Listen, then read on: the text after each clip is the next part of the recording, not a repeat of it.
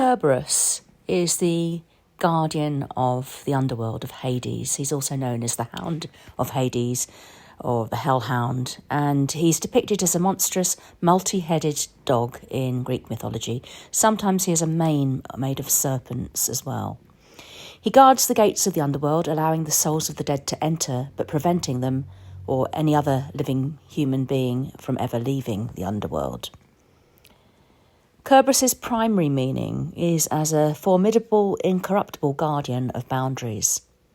His role is a one-way filter, welcoming the dead in, but ensuring the separation between the realm of the living and the realm of the dead is absolute. He symbolises the finality of death and the uncrossable barrier between life and the afterlife.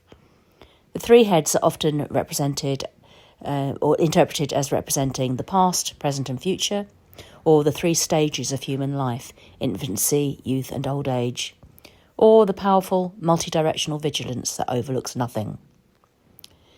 Cerberus is usually depicted with three heads, a serpent's tail, and snakes growing from his body or mane. Cerberus was a fearsome sight.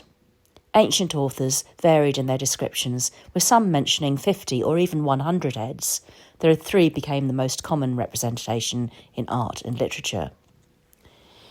The exact origin of the name Cerberus, from the Greek Cerberus with a K, is uncertain. One theory suggests a link to the Sanskrit word sabala, meaning spotted or variegated, which was an epithet for one of the dogs of the Hindu god of death. And that would mean that Cerberus's name basically means spot. Great name for the vicious dog of the underworld.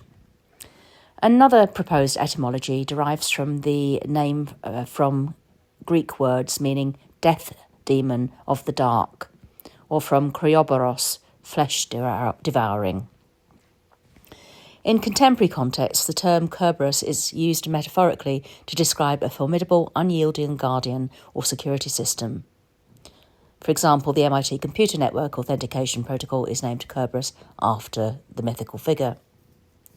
The phrase "a sop to Cerberus" is also an idiom meaning a bribe or a concession given to pacify a dangerous person or an obstacle.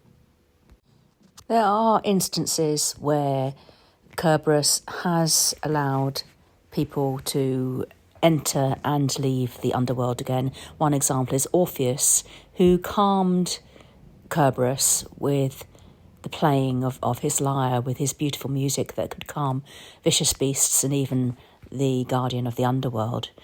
And Orpheus was allowed to leave the underworld as well and to get past Cerberus again. The hero Heracles, who was given 12 labours to complete, had a final labour which was to capture Cerberus, the three-headed dog guarding the entrance to the underworld. Tasked by King Eurystheus, Heracles journeyed to the underworld and was granted permission by Hades to take the beast, to take Cerberus, and was only allowed to use his bare hands.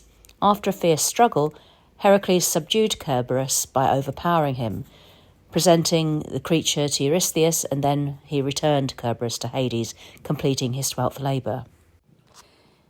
In another story, the hero Theseus travelled to the underworld with his friend Pirithous when they tried to kidnap the goddess Persephone.